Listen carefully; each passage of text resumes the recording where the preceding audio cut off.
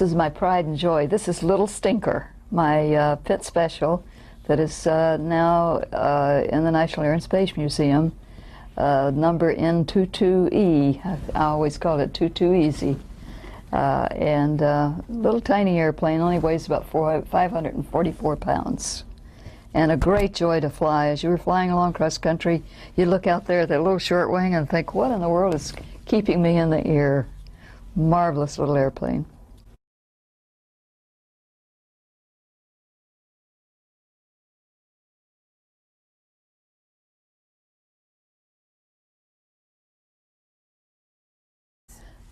This was in Miami at the All-American Air Maneuvers, and Mr. Piper, Bill Piper, who built the famous Piper Cub, this was in the late 40s, and he asked me if I would be interested in flying their experimental Super Cub to see if I could set a new altitude record.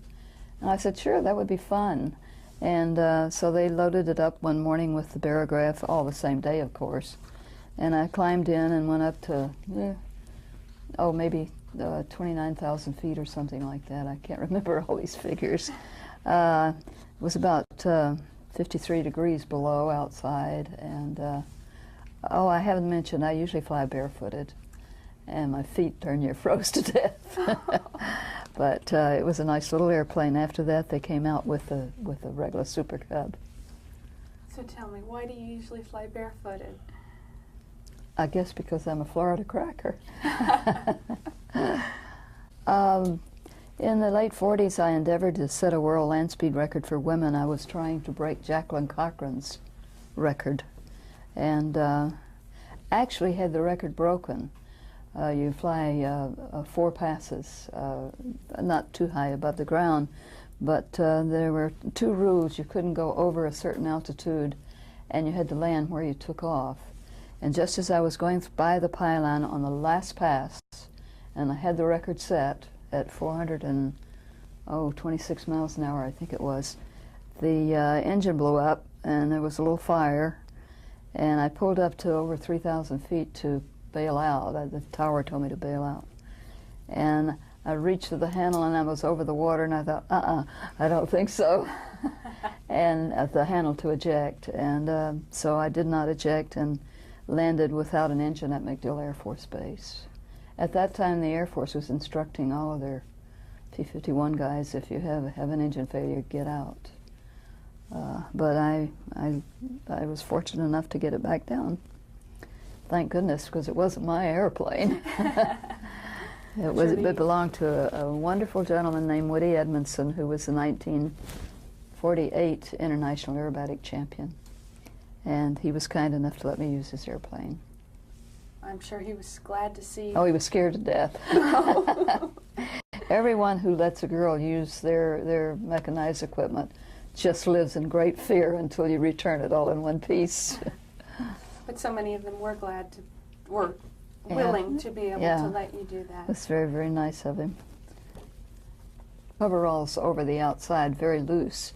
And before I got out of the airplane, I would unzip and throw the coverall off, and I would get out in a dress and have my shoes handy, my heels to put on, because I felt women should create a nice and good impression of women who do what most consider masculine things.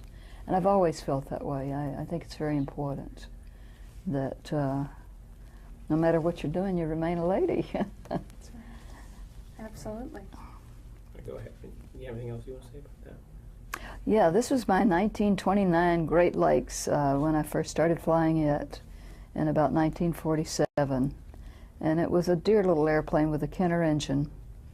I had an interesting experience. Many, many years later, in fact, just a few years ago, we answered an ad in a magazine to buy a little sailboat, a little small 17-foot sailboat. And I asked the man his name, and he said it was Kenner. And I said, oh, I hope it's not the same Kenner that made that Kenner engine that caused me so much trouble in the 40s. And he said, that was my father. And I felt so badly about it. But it was a very interesting engine, to say the least. I had about 3 of them, and used parts from two to keep one running all the time. Oh.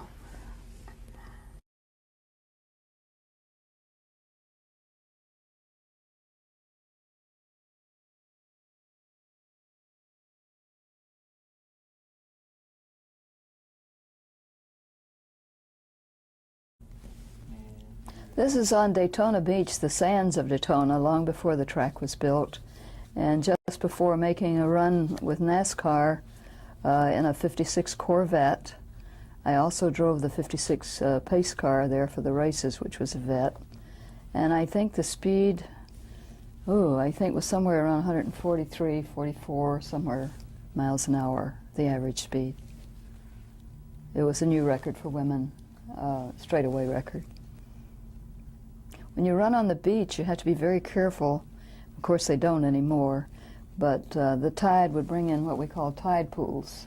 And you'd be going like gangbusters down the beach, and suddenly you see a tide pool coming up, and you'd have to watch your course very carefully so that you didn't go into the little water holes.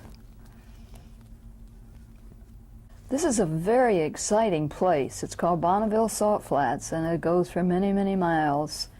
And it's hard as a rock, and it's where most of the speed demons go to set their records. This is the Green Monster Cyclops. Really wasn't made for this type of running, but I really wanted to go for a women's record, so Art Arfant's let me use the car. When you sit in the car, your fanny is only about 6 inches off the ground, so to speak. And it's open cockpit, so as you're flying along, salt is flying in your face. You do have goggles on, but believe me, you keep your mouth shut, I'll say that. And this is the car that got airborne on me right at the end of the run. And was really quite a thrill indeed. I had the flu at the time, and I felt I might have done better if I hadn't felt so badly. But that's the Green Monster Cyclops, owned by Art Arfant. Certainly look like you're feeling fine. Yeah, that's space stuff. When you take off and you open the throttle, the back end of the thing there closes up, and the more it closes up, the more power you're getting. And this was shot right at the takeoff on the salt flats. This is one of my favorites, not of me. I wanted to inject. I am really not my most favorite subject, and I hate to keep saying but this is one of my favorite shots because of the helmet. Maury Rose, a very famous race driver who won Indianapolis 4 times many, many years ago. The first time I drove on Daytona, I didn't know I was even going to need a helmet, so I didn't own one of this type. I had cloth helmets. And Maury said, "Here, I've worn this for many years and banged it all up. Why don't you use it?" So he loaned me his helmet, and when I was all finished, he said, "Well, I want you to have it. You just keep it." And Maury was a fantastic race driver. This is a very special Corvette that was built for me and completely designed by the chief engineer, Bill Mitchell of General Motors at the time. He and Harley Earl said, "We want your first Corvette to be very special," and it was sent to them from the factory, and they took it about 3 months, and then they said, "Now you can come out and look at it." It was a gold car, all metallic gold, really beautiful, and had pearlescent leather inside with gold belts and buckles. Everything was just gorgeous. It even had a little small foot platform out of gold where you put your feet, and naturally I never wore shoes in it. And that's Maury's helmet again. This was shot in Darlington, South Carolina at the racetrack there. I, for a number of years, paced many races throughout the country, and this happened to be in Darlington with my beloved gold Corvette. During my life, I had about 8 or 9 Corvettes while I was with General Motors and or with their agency. And I'm a Corvette lover. And you said you spare time you made your own clothes. Is this an outfit that you made as well? I don't think I made that. I think my mother made that or picked it up. Mother made all of my clothes when I was young. She took in sewing and made a lot of my clothes.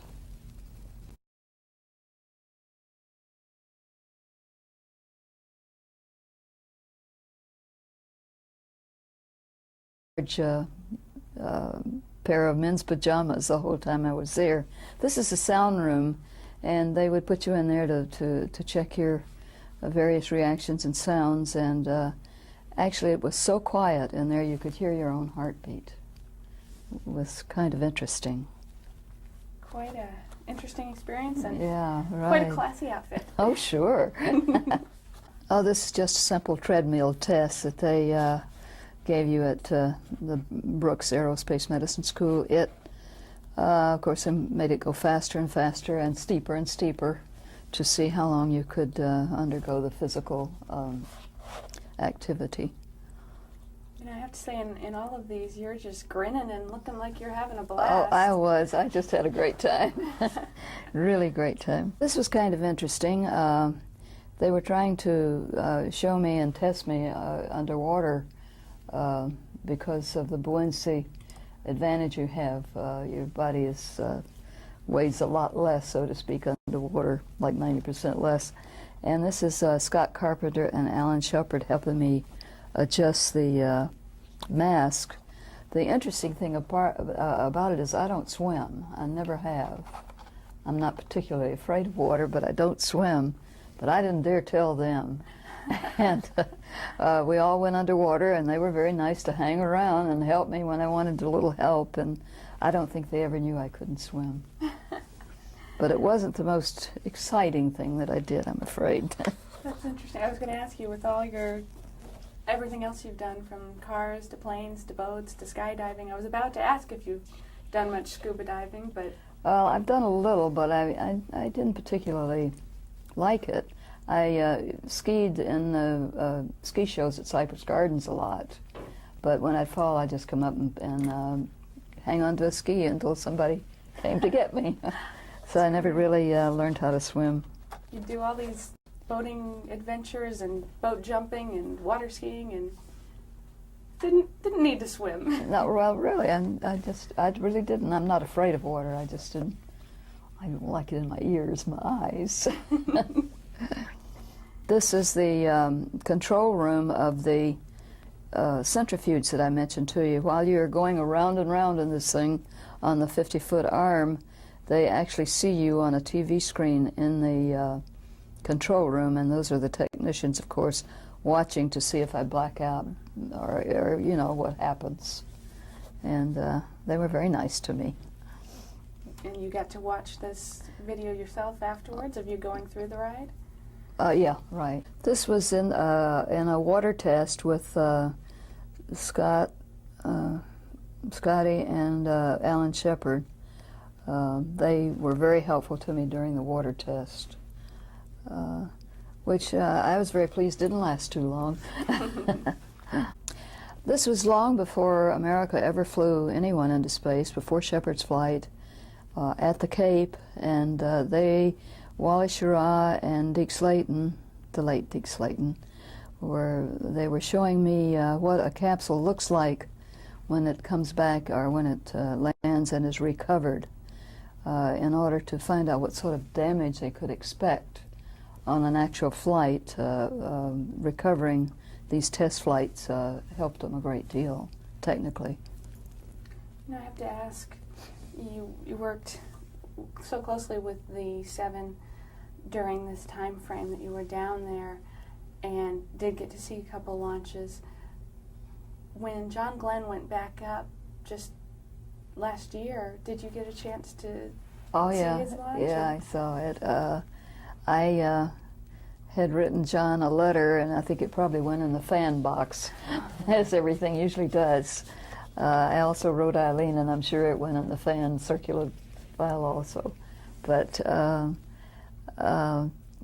yeah, I was here for John's flight, and I also was interviewed for a magazine article about that time, and I said, if John needs an old lady for a backup, I'll be there in a heartbeat for him. But unfortunately, I didn't get the chance. He did a great job on his flight, really did. This picture is Wally Schirra and Alan Shepard showing me the orbital air bearing simulator, which is similar to, not in appearance, but the purpose is similar to a link trader for a regular pilot. And this is what they eventually used to practice in for their actual flights. Again, you all look like you're having a blast. Yeah, it was a very exciting time. This was a shot that was considered for the cover of Look, but for some reason they really desired to show the one where my hair looked so badly. This, I think, was my favorite shot in the helmet. And the helmet fit pretty good, too. I've had a lot of different kinds of helmets, from early days of flying of cloth helmets to skydiving helmets to boat helmets. This was really kind of my favorite, but I didn't get to keep it. As you can see from this picture, well, anyway, you see why they didn't give me a hospital gown anyway. They decided I would be better off in pajamas, men's pajamas. So I spent several weeks in men's pajamas that were too oversized for me. I think that just only goes to point that they really weren't thinking about women very seriously, and they did not have the equipment there to even test women at the time.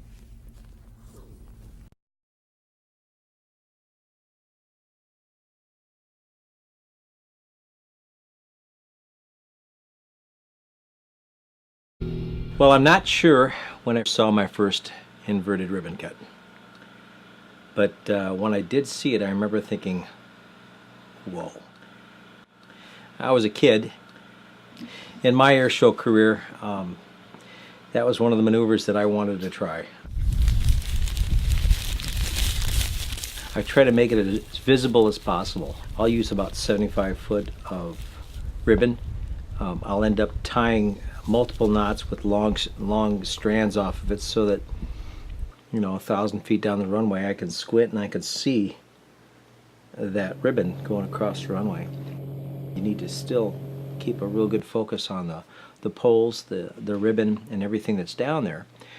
But then also you need to be able to look past that, look at the horizon, and compare that to the ribbon so that you can get your depth perception, that you can see what you're doing, along with every once in a while glancing at the pavement to see how big the white lines are that are going by at 150, 160, 170 miles an hour.